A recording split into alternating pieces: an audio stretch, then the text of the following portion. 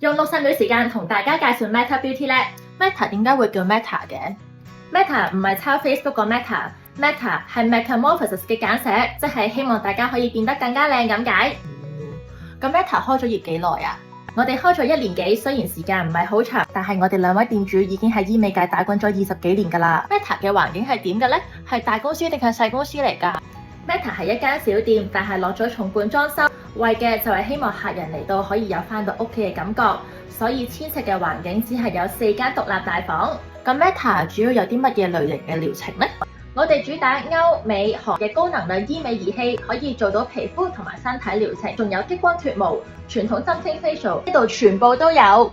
咁 Meta 嘅消費模式又係點㗎？我哋主要係行客人主導消費模式，客人中意單次消費2次、3次、5次，全部都係由你話事。